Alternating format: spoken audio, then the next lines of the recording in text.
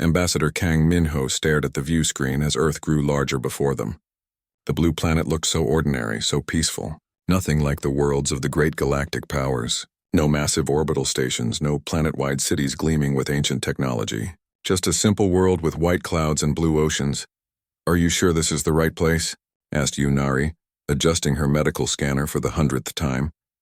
As chief medical officer of the Veltari Confederation's flagship Healing Dawn, she had seen many worlds. Earth looked like a backwater planet that had barely discovered space travel. "This is Earth," Kang Minho confirmed, checking his diplomatic files again. "Home to humanity. They joined the Galactic Council only 50 years ago. Very new members," Yunari shook her head. "And we're asking them for help? The Grey Death has killed millions of our people. Our best scientists have worked for months with no success. What can these humans possibly do?" The Grey Death was spreading faster than anyone had expected. It attacked the nervous system in ways that made no sense. Veltari, who caught it, would start losing control of their movements. First their hands would shake, then they would lose the ability to walk. Within weeks they would fall into a deep sleep and never wake up. The mortality rate was 40% and rising. Other members of the Galactic Council had offered help, but it was always expensive and never very useful. The Zenthari had sold them medicine that only slowed the disease. The Nexus Union had offered to study the plague for a massive fee. The ancient Corvani had simply said the disease was unfortunate and wished them luck. Only Earth had responded differently. When the Veltari had sent out their desperate call for medical assistance, humanity had replied within hours. Not with demands for payment or long negotiations. Just a simple message: "We will help. Send us your data and a diplomatic team." "Sir," called the ship's communications officer. "We're receiving a message from Earth Control. They're giving us landing coordinates for something called Geneva." Kang Minho straightened his diplomatic robes. Despite his doubts, he had to try everything. His people were dying. "Take us down." The shuttle bay at Geneva Spaceport was smaller than what Kang Minho expected. No crowds of reporters or grand ceremonies. Just a simple room with a handful of humans waiting for them. The delegation that greeted them looked surprisingly ordinary. A tall human with graying hair stepped forward and bowed slightly. "Welcome to Earth. I am President Park Jinwoo. We received your message about the medical crisis facing your people." Kang Minho had expected more ceremony. When he visited other council worlds, there were always long speeches and formal procedures. "Thank you for agreeing to see us, President Park. I am Ambassador Kang Minho of the Veltari Confederation. This is our Chief Medical Officer, Yunari." President Park gestured for them to follow him. "Please, let's not waste time with ceremonies. Your people are suffering.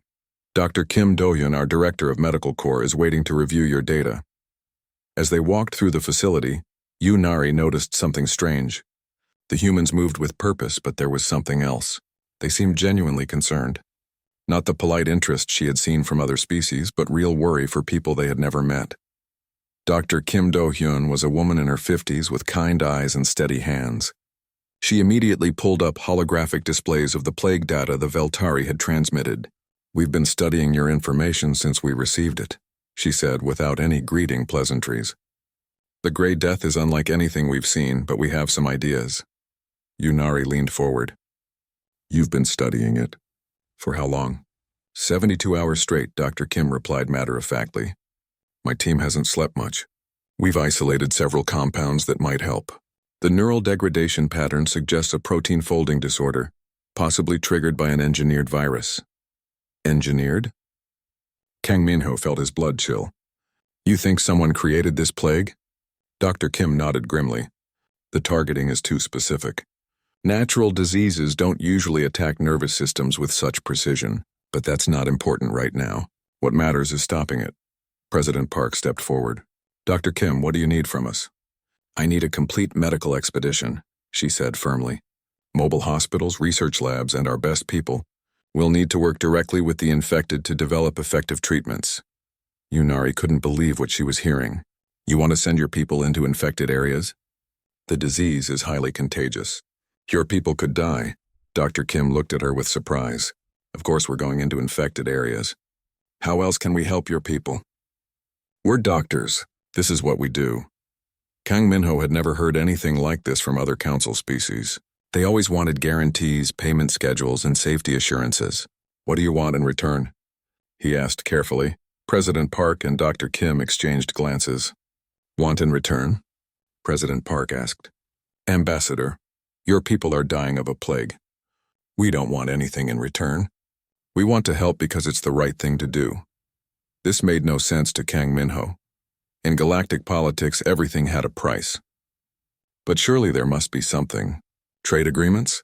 Technology exchanges? If our people become friends after this, that would be nice, President Park said with a shrug. But right now we just want to save lives. Dr. Kim was already calling up star charts. We'll need safe passage to your affected systems. I assume you can provide escort ships? Escort ships? Yunari asked. Oh, you mean for protection? Yes, we can send a few patrol boats. That won't be necessary, President Park said with a slight smile. We'll provide our own escorts. Our medical ships never travel alone. Kang Minho felt confused. But you said this was a medical mission. It is, President Park confirmed. But in human culture, medical missions are sacred. We protect our doctors and hospitals with everything we have. No one threatens our healers. Dr. Kim was already organizing her team. We'll have 3 research ships ready to depart in 48 hours. The medical staff will include specialists in neurology, virology, and emergency medicine. We're also bringing portable hospitals that can treat thousands of patients. Portable hospitals? Yunari asked. Self-contained medical facilities that can be deployed anywhere, Dr. Kim explained. They unfold into full surgical centers with intensive care units. Very useful for crisis situations. As the meeting continued, Kang Minho began to realize that humans approached problems differently than other species. Where others saw profit opportunities or political advantages, humans seemed to see only suffering that needed to be stopped. When can we depart? He asked. Tomorrow morning, President Park replied. Our escort fleet is already being prepared. Captain Lee Sunho will command the mission. He's one of our best officers. Captain? Kang Minho asked. I thought you said this was a medical mission. President Park's expression grew serious. It is, but the route to your systems passes through contested space. There have been reports of raiders attacking supply convoys. We won't risk our medical teams or your people. After the meeting, as the Veltari delegation returned to their ship, Yunari turned to Kang Minho. What do you think of them? Kang Minho considered the question carefully. They're different from what I expected. More direct. And they seem genuinely concerned about our people. Do you think they can actually help? Kang Minho looked back at the Earth facility. I don't know. But they're the first species that's offered to help without asking for something in return. Maybe that means something. The next morning, as the Veltari prepared to leave Earth, they received word that the human escort fleet was ready. Kang Minho expected a few small ships, maybe a light cruiser. He was not prepared for what emerged from Earth's orbital shipyards. The lead ship was clearly medical, painted white with large red crosses visible across its hull. But it was enormous, larger than most Veltari battle cruisers. And around it, Sir, called the sensor officer, the human escort fleet is moving into formation. Kang Minho stared at the display. These were not patrol boats. These were warships, big ones. And they were all moving with the precision of a military force that knew exactly what it was doing. As the combined fleet prepared to jump to hyperspace, Kang Minho received a transmission from Captain Lee Sunho of the lead escort vessel. Ambassador, this is Captain Lee of the Soul's Fury. We're honored to escort your medical mission. No one will threaten a hospital ship while we're around. Soul's Fury. Even the name sounded dangerous. Yunari appeared beside him, staring at the tactical display. Minho, what exactly have we gotten ourselves into? Kang Minho watched as the human fleet moved into hyperspace with smooth efficiency. I think we're about to find out what these humans are really capable of. The journey through hyperspace gave Kang Minho time to think about the human fleet traveling alongside them. He had expected maybe 1 or 2 small escort ships. Instead, the humans had sent what looked like a small battle fleet. Ambassador, Yunari said as she entered the bridge. I've been monitoring human communications. Their medical ship is huge. It's carrying enough equipment to build several hospitals. Kang Minho nodded, still trying to understand human thinking. They seem to take medical missions very seriously. Sir, called the communications officer. We're receiving a message from Captain Lee Sunho. The human fleet wants to coordinate our exit from hyperspace. Put him through, The main screen flickered to life, showing a human male in his 40s wearing a dark blue uniform. Captain Lee Sunho had calm eyes and the bearing of someone used to command. Ambassador Kang will be dropping out of hyperspace in 30 minutes. My ships will establish a perimeter while your medical vessel and ours move into the system. Captain Lee, Kang Minho said carefully, may I ask about the size of your escort force? It seems quite large for a medical mission. Lee smiled slightly. Standard procedure, Ambassador. When human medical personnel are deployed, we ensure their complete safety. Dr. Choi Heron and her team need to focus on saving lives, not worrying about threats. Before Kang Minho could respond, the hyperspace tunnel began to collapse around them. Stars appeared on the view screen as both fleets returned to normal space near the edge of the Veltari system. Contact with Vextar Prime established, reported the communications officer. They're requesting immediate medical assistance. The plague has spread to 6 more cities. Yunari's face went pale. 6 more cities? That's almost 2 million additional people. Captain Lee, Kang Minho called. Our people need help immediately. Already on it, Ambassador. Dr. Choi's team has been monitoring your transmissions. They're preparing to deploy as soon as we reach orbit. As the combined fleet moved toward Vextar Prime, Kang Minho got his first clear look at the human ships. The medical vessel Hippocratic Oath was indeed massive, but it was the escort ships that made him nervous. The Soul's Fury was a battleship, not a large cruiser or heavy escort. A full battleship with weapon systems Kang Minho didn't recognize. Flanking it were 2 destroyers, the Busan Strike and Incheon Guard, both bristling with missile launchers and energy weapons. Behind them came a carrier designated Docto's Shield. Sir, whispered his aide, our tactical computers can't identify half the weapons on those ships. The power signatures are enormous. Yunari joined him at the tactical station. Minho, each of those escort ships is more powerful than anything in our fleet. Why would they send so much firepower to guard a medical mission? Before he could answer, a new voice came over the communication system. This one was female, crisp and professional. Ambassador Kang, this is Dr. Choi Heron aboard the Hippocratic Oath. We've reviewed all available data on the Grey Death. My team has prepared 3 different treatment approaches for immediate testing. 3 approaches? Yunari asked in surprise. Dr. Choi, our best scientists have been working on this plague for months with no success. We've had some advantages, Dr. Choi replied. Human medical research operates differently than most species. We share all data freely between our research centers. When your call for help arrived, every major medical facility on Earth began working on the problem. Kang Minho was amazed. Every facility? Without payment? Ambassador, Dr. Choi's voice carried a note of confusion. People are dying. Why would we charge for emergency research? As they entered orbit around Vextar Prime, Kang Minho watched the human medical ship go to work. Within hours, small shuttles were launching toward the planet's surface. Each shuttle carried what the humans called mobile medical units, self-contained hospitals that could be deployed anywhere. Sir, called the sensor officer, the human medical units are deploying across all 6 infected cities simultaneously. Yunari checked her medical scanners. How are they moving so fast? It took us weeks to establish basic treatment centers in each city. The answer came from Captain Lee. Dr. Choi's teams have been planning deployment. Since we left Earth, they studied your city layouts and prepared for rapid response. On the main screen, they watched as the human mobile units unfolded like flowers blooming. Within minutes, each unit had transformed into a complete medical facility, with surgical centers, isolation wards, and research laboratories. The first patients are being admitted now, reported Dr. Choi. We're beginning trials of all 3 treatment approaches. Initial response looks promising. Kang Minho felt hope for the first time in months. Dr. Choi, how long before you know if the treatments are working? Preliminary results in 6 hours. Full analysis in 24 hours. Ambassador, we're also seeing something interesting in the plague data. The infection pattern suggests this disease was deliberately created. Yunari's scales went pale. Created? By who? Unknown, Dr. Choi replied. But the targeting is too specific to be natural. Someone designed this to attack Veltari nervous system specifically. Captain Lee's voice cut in. Ambassador, are there any enemies of your people who might have access to biological weapons? Kang Minho thought carefully. Several species have conflicts with us, but nothing that would justify. This. Sir, the tactical officer called urgently. Long-range sensors are detecting movement at the edge of the system. Multiple ships on approach. Captain Lee's voice became sharp. Classification and numbers, 12 ships. Configuration suggests Krex Dominion raiders.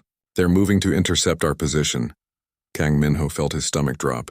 The Krex were known throughout the galaxy as slavers and pirates. They attacked any convoy that looked valuable or vulnerable.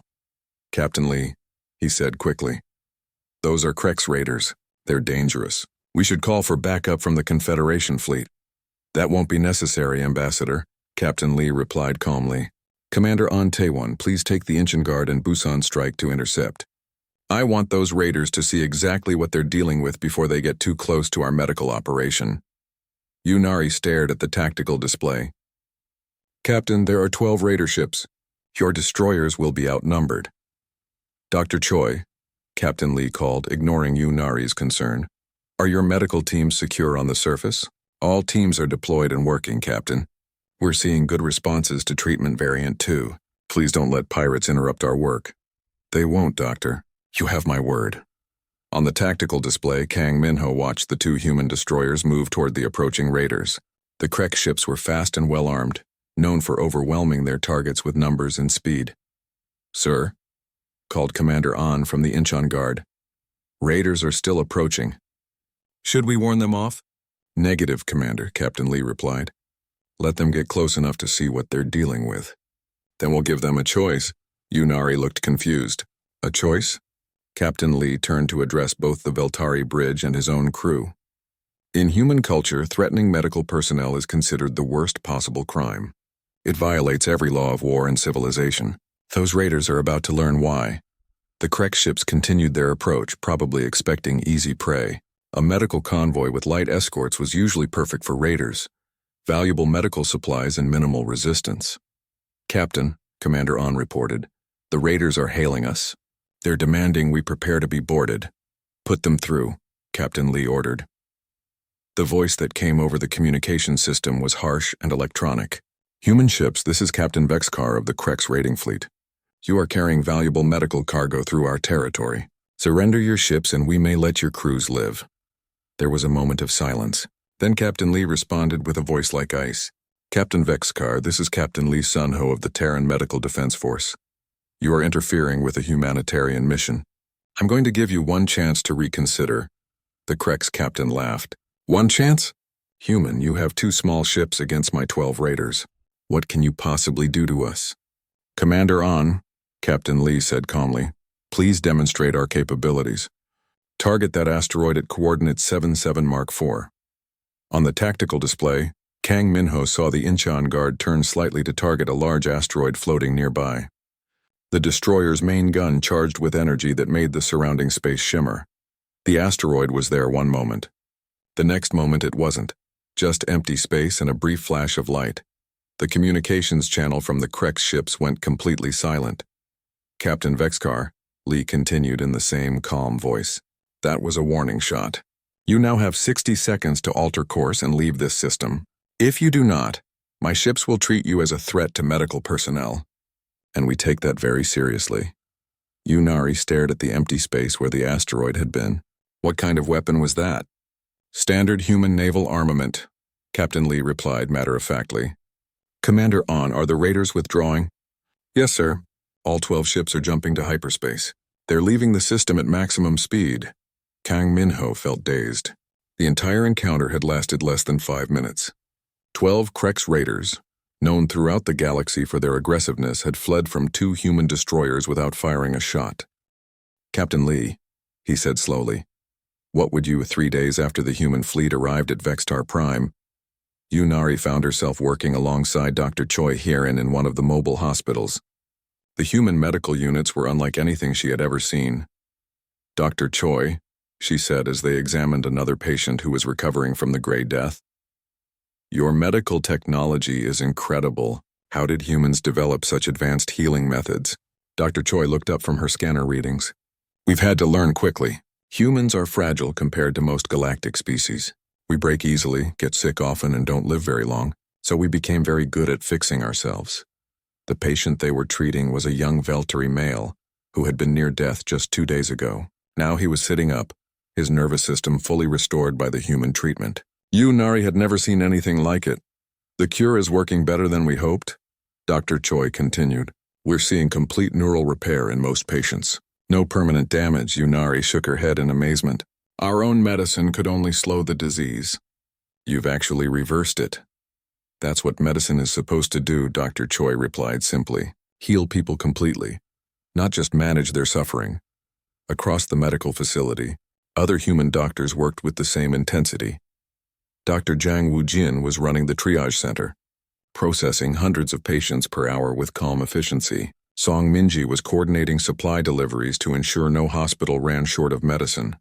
What impressed Nari most was how the humans treated their patients.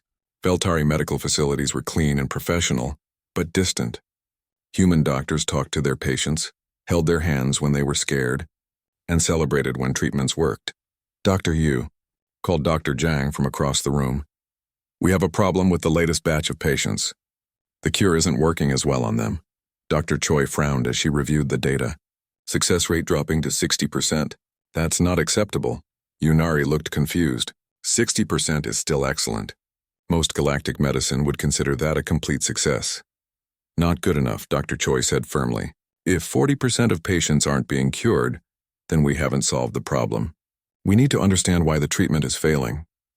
This attitude puzzled Nari. In her experience, medical breakthroughs were celebrated even if they only helped some patients. The idea of rejecting a 60% cure rate seemed wasteful. Dr. Choi, perhaps we should be satisfied with what we have accomplished. 60% is still saving many lives. Dr. Choi looked at her with surprise. Dr. Yu, we came here to end this plague, not reduce it. Every patient who doesn't recover completely represents a failure of our medicine. We don't accept failure when lives are at stake. As Dr. Choi's team worked to improve their cure, Nari began to understand something about human medical philosophy. They didn't see medicine as a business or even just a profession. They saw it as a war against death itself. Dr. Choi, said Song Minji, I'm seeing some interesting patterns in the patients who aren't responding. They all seem to have been exposed to a secondary infection. Dr. Choi pulled up the genetic analysis. You're right. The plague has mutated slightly in some patients. It's adapting to our treatment. Nari felt her scales go cold. Mutating? That's not possible. Diseases don't adapt that quickly. Natural diseases don't, Dr. Choi replied grimly. But engineered ones can be designed to evolve. Whoever created this plague built in adaptive mechanisms. Before anyone could respond, Captain Lee's voice came over the communication system. All medical teams, this is Captain Lee. Long-range sensors are detecting multiple fleets moving toward this system. Large formations. Dr. Choi activated her communicator without hesitation. Captain, my teams need more time to develop a treatment for the mutated strain. How long can you give us? As long as you need, Doctor. What kind of numbers are we looking at for evacuation if necessary? No evacuation, Dr. Choi said firmly. We don't abandon patients. If someone wants to threaten our hospital ships, they'll have to go through us. Nari stared at the human doctor. Dr. Choi, if hostile fleets are approaching, shouldn't we at least prepare to leave? Dr. Yu, we have patients in critical condition. Some are in the middle of treatment cycles that can't be interrupted. We're not leaving.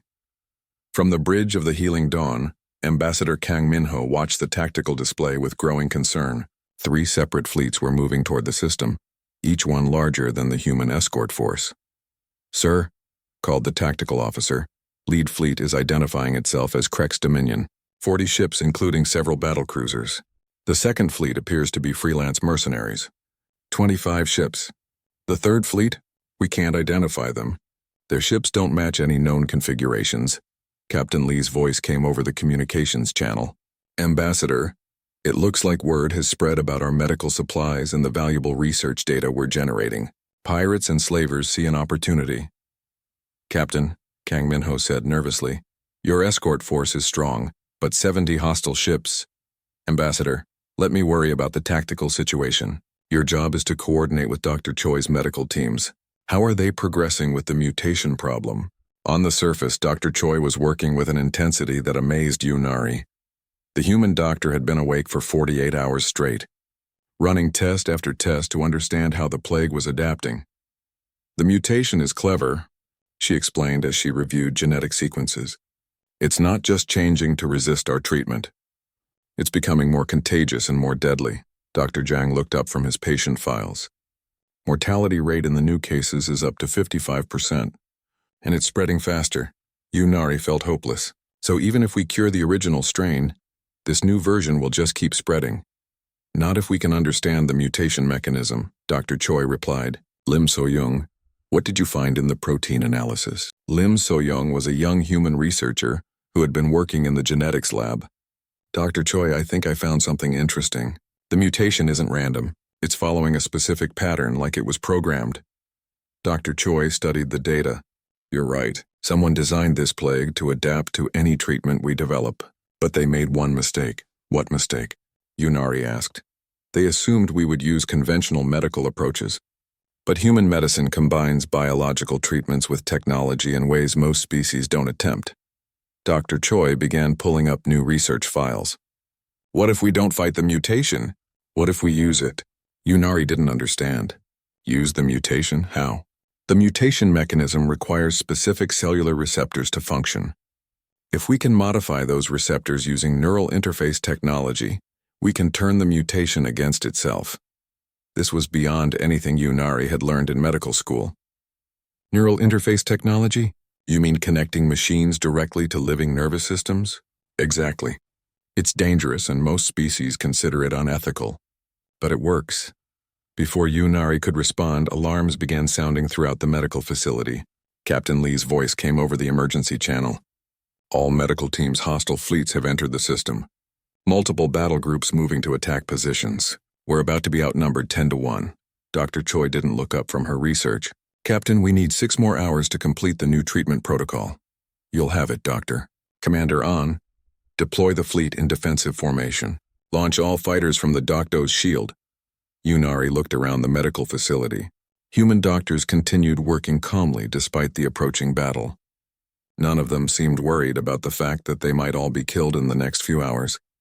Dr. Choi, she said quietly, aren't you afraid? Dr. Choi finally looked up from her work. Dr. Yu, I'm terrified, but fear doesn't cure diseases, work does. Captain Lee and his people will handle the fighting. Our job is to heal the sick. On the tactical display aboard the Healing Dawn, Ambassador Kang Minho watched the human fleet move into battle formation. The 4 human warships looked tiny compared to the approaching enemy fleets. Sir, whispered his aide, should we contact the Confederation Navy? Request emergency assistance?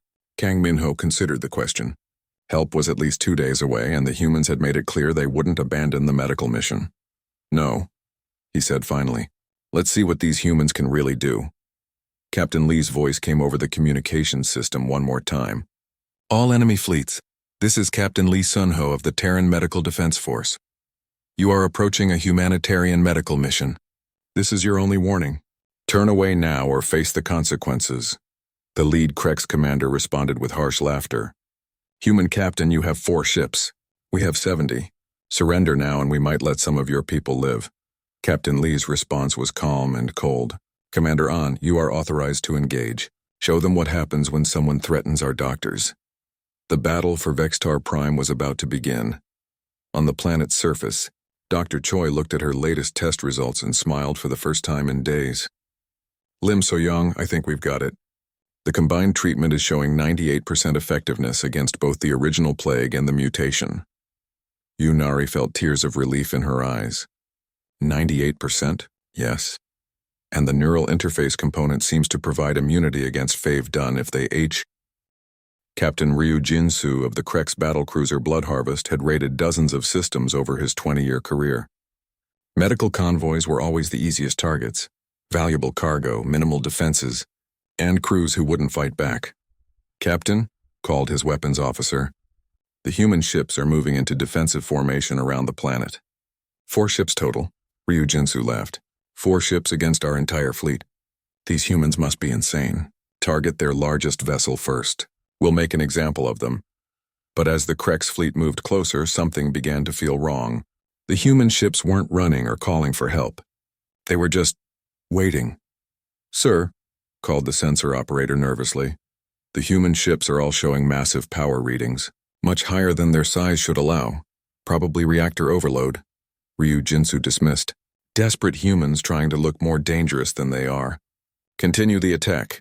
The Soul's fury hung in space like a predator waiting for prey. Captain Lee Sunho watched the approaching enemy fleets with calm eyes. 70 ships was a large force, but not the largest he had faced.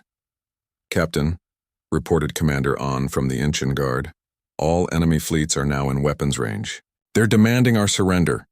Put the lead Krex captain on screen, Lee ordered. Captain Ryu Jinsu appeared on the display, his scarred face twisted in a cruel smile. Human Captain, this is your last chance. Surrender your medical supplies and research data, and we might let your crews live as slaves. Lee studied the pirate captain for a moment. Captain Ryu, I'm going to explain something to you. Down on that planet are human doctors working to save the lives of innocent people. In human culture, threatening medical personnel is considered the worst possible crime. Ryu Jinsu's smile widened. And what are you going to do about it, human? You're outnumbered 17-1. I'm going to demonstrate why attacking human medical missions is a very bad idea. Lee replied calmly. All ships weapons free. Target the enemy command vessels first. What happened next would be talked about in pirate bars across the galaxy for decades. The Soul's Fury's main guns opened fire, sending streams of coherent energy that tore through space at near light speed. The first Krex battlecruiser simply ceased to exist, torn apart by weapons that shouldn't have been possible on a ship that size. What was that? Screamed Captain Ryu Jinsu, as debris from his sister ship scattered across his view screen. Before anyone could answer, the two human destroyers joined the battle. The Incheon Guard and Busan Strike moved with impossible speed, their hulls shimmering with some kind of energy field that made enemy weapons slide off harmlessly. All ships focus fire on the human destroyers. Ryu Jinsu ordered desperately. 20 Krex raiders opened fire simultaneously, enough firepower to destroy a space station. The energy beams struck the human ships and simply stopped. The destroyer's shields absorbed the entire barrage without even flickering. Commander An's voice came over the communications channel, sounding almost bored. Captain Lee, enemy weapons are ineffective against our shielding. Permission to return fire? Granted, Commander. Show them what human engineering looks like. The Incheon Guard fired a single shot from its main gun. The target, another Krex battlecruiser, folded in on itself and imploded, crushed by some kind of gravitational weapon. On the planet's surface, Dr. Choi Hyerin felt the ground shake as the space battle began overhead. She looked up from her research for a moment, then returned to her work. Dr. Choi, Yunari asked nervously, shouldn't we be concerned about the battle? Captain Lee gave me his word that no one would interrupt our medical work, Dr. Choi replied without looking up. Human military officers don't break their promises. The sounds of the battle continued, explosions visible even through the planet's atmosphere as ships were destroyed. But Dr. Choi continued working on the final version of the cure as if nothing was happening. In space, the battle was becoming a massacre. The human carrier Ducto's shield had launched its fighter squadrons, small fast ships that moved like living things. Each fighter seemed to have the firepower of a cruiser and the speed of a scout ship. Sir, called the Krex sensor operator, the human fighters are tearing through our escort screen. They're destroying 2 ships for every fighter we kill.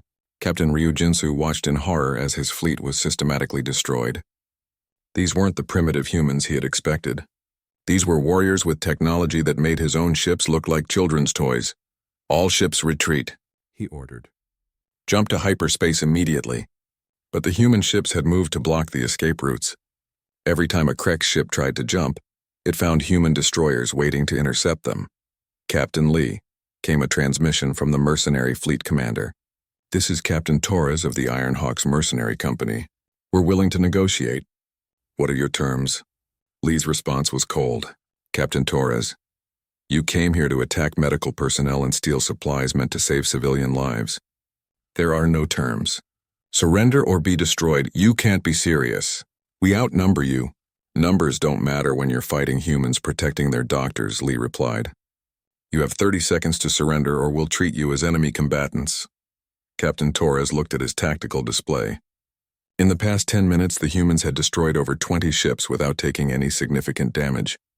His own fleet was powerful but clearly outmatched. All Iron Hawk ships stand down. We surrender. Wise choice, Captain. My Marines will board your ships shortly. The third fleet, the unidentified ships with strange configurations, had been watching the battle from a distance. As the Krex fleet was destroyed and the mercenaries surrendered, their leader finally made contact. "Human Captain," came a voice like grinding metal. "This is War Leader Vorthak of the Hegemony. We did not come for your medical supplies." Captain Lee studied the alien ships on his tactical display. He didn't recognize the design, but they were clearly built for war. "Then why are you here, War Leader?" "We came to study human combat capabilities." The report seemed impossible. Now we understand they were accurate. "And what do you plan to do with that information?" There was a long pause. "Return to our territory and recommend that the hegemony avoid conflict with humanity. Your species fights like the ancient legends described the first builders, with technology that bends reality itself." As the mysterious Third Fleet jumped to hyperspace, Captain Lee turned his attention back to the planet. "Dr. Choi, this is Captain Lee. The area is secure. How is your research progressing?" Dr. Choi's voice came back immediately. "Captain, we've done it. The new treatment shows 98% effectiveness against both strains of the plague. We're ready to begin mass distribution." Down in the medical facility, Yu Nari watched as Dr. Choi administered the final version of the cure to a patient who had been infected with the mutated strain. Within hours, the Veltari was sitting up, completely recovered. "Dr. Choi," she said quietly, "I need to ask you something. Why do humans put so much effort into healing other species? Your people could have demanded payment, territory, or political concessions. Instead, you gave us everything for free."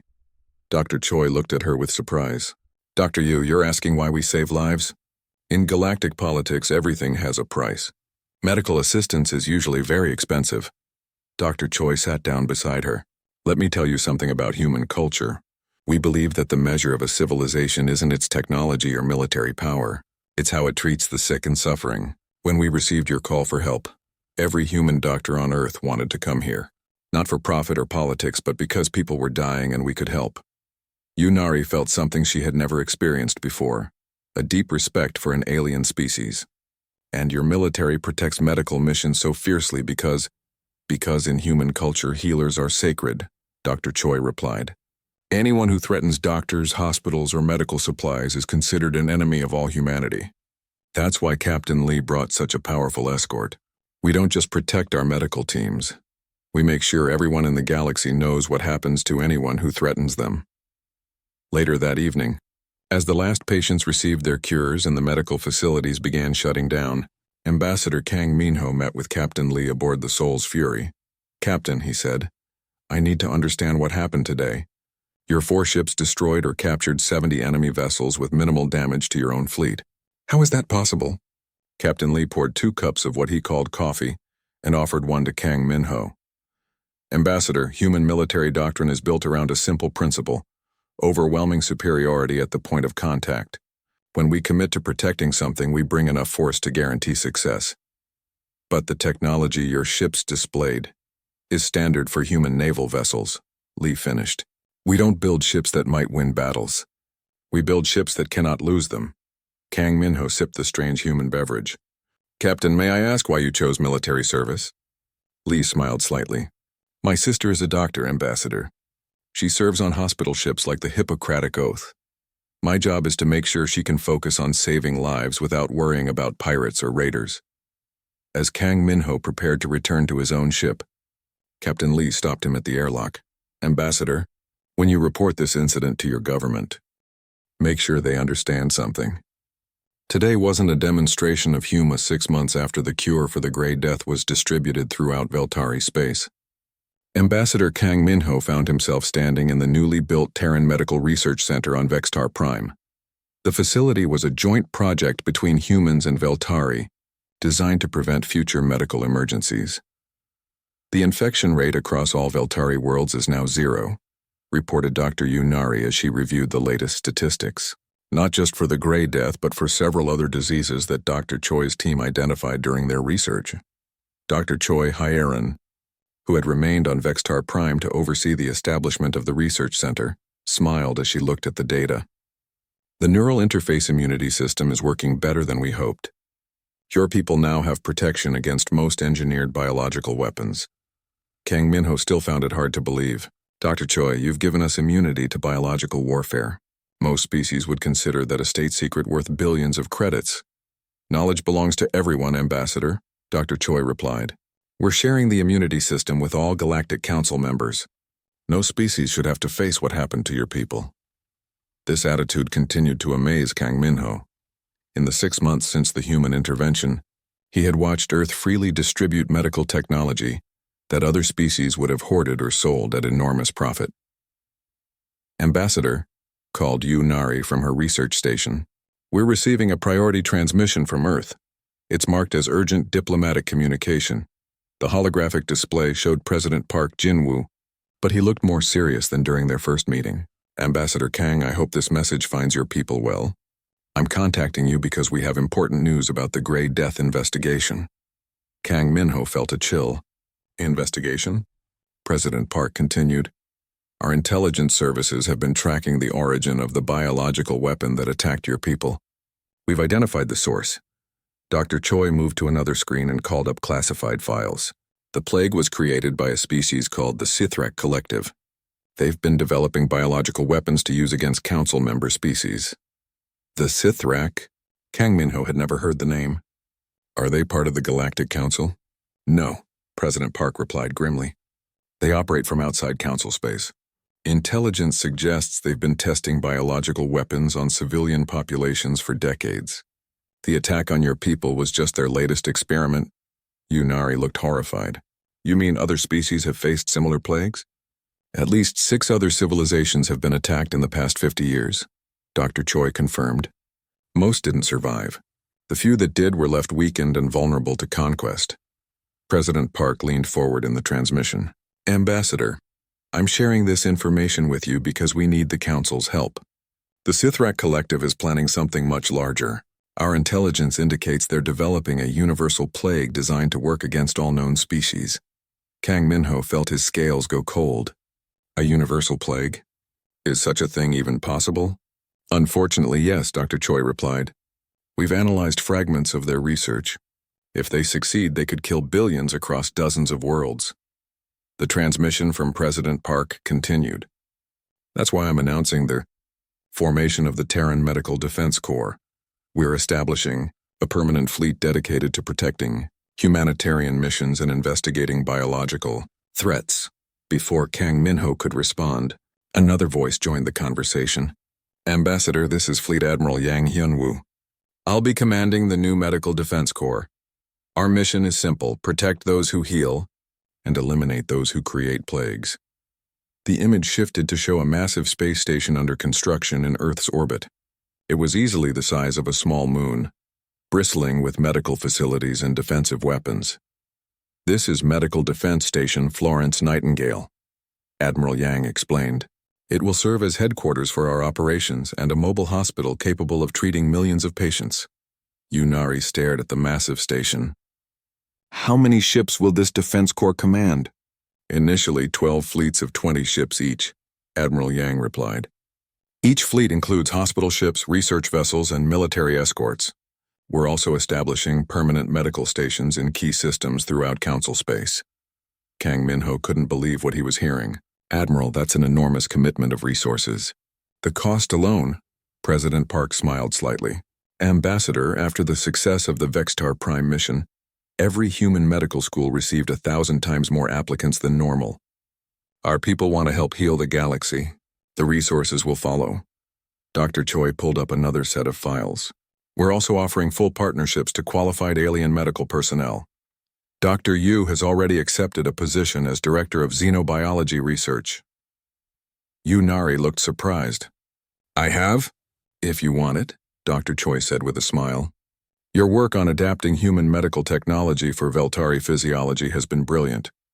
We could use your expertise in developing treatments for other species. As the transmission from Earth ended, Kang Minho found himself alone with Dr. Choi and Yunari in the research center. Outside the windows, he could see human and Veltari medical teams working together on new projects. Dr. Choi, he said quietly, can I ask you something personal? Of course, Ambassador. When you first came to help our people, did you know you would end up building all of this? He gestured around the research center. Creating permanent partnerships, establishing defense fleets, investigating biological warfare? Dr. Choi considered the question carefully. Ambassador, we knew we would do whatever was necessary to help your people. We didn't know exactly what that would involve, but we knew we wouldn't stop until the job was done. Even if it meant war with the Sithrak Collective? Especially then, Dr. Choi replied firmly. Creating biological weapons to use against civilians is evil. Someone needs to stop them. That evening, Kang Minho composed his final report to the Veltari High Council. It was the most important document he had ever written. To the High Council of the Veltari Confederation, 6 months ago, we faced extinction from a plague we could not cure. Today our people are not only healthy but immune to similar attacks. This transformation was accomplished by humanity, a species we initially dismissed as primitive newcomers to galactic politics. I must revise our assessment of human capabilities and intentions. These are not primitive beings seeking to join our established order. They represent something entirely new. A species that combines advanced technology with genuine compassion, military power with medical mission, and the willingness to fight with the determination to heal. The humans did not just cure our plague. They investigated its source, identified the threat to other species, and are now mobilizing to eliminate biological warfare from the galaxy. They are doing this not for profit or political gain, but because they believe it is right. I recommend immediate alliance negotiations with Earth, not because we need their protection, though we do, but because they represent the future of galactic civilization. They have shown us what we could become if we combined our strengths with genuine care for all sentient life. The humans have taught us that true power comes not from the ability to destroy, but from the willingness to protect. They have shown us that the greatest weapon is not fear, but hope. Most importantly, they have demonstrated that in a galaxy full of species pursuing their own interests, there can be those who pursue the interests of life itself. These humans are dangerous, not to us, but to everything evil in the galaxy. They are healers who fight like ancient gods when their sacred mission is threatened. They are warriors who measure victory not in enemies defeated, but in lives saved. We asked Earth for medical aid. They sent cures, reassurance, and battleships. But what they really gave us was hope for a better galaxy. The universe will never be the same, and that is exactly what it needs. As Kang Minho sealed and transmitted his report, he looked out at the stars and thought about the future. Somewhere out there, the Sithrak Collective was developing weapons to destroy entire civilizations. But also out there, human medical ships were moving through the darkness, bringing healing and hope to anyone who needed it. For the first time in his diplomatic career, Kang Minho felt optimistic about the future of galactic civilization. The humans had arrived, and they intended to heal the galaxy whether it wanted to be healed or not. A year later, when the first Sithrak plague ship was intercepted by the Medical Defense Corps, and its crew offered the choice between medical treatment and destruction, the galaxy began to understand what Kang Minho had learned on Vextar Prime. Humanity didn't just want to join galactic civilization. They wanted to perfect it, and they had both the medical knowledge to cure its diseases and the military power to destroy its monsters. The age of humanity had begun, and it would be an age of healing enforced by overwhelming strength, exactly as it should be.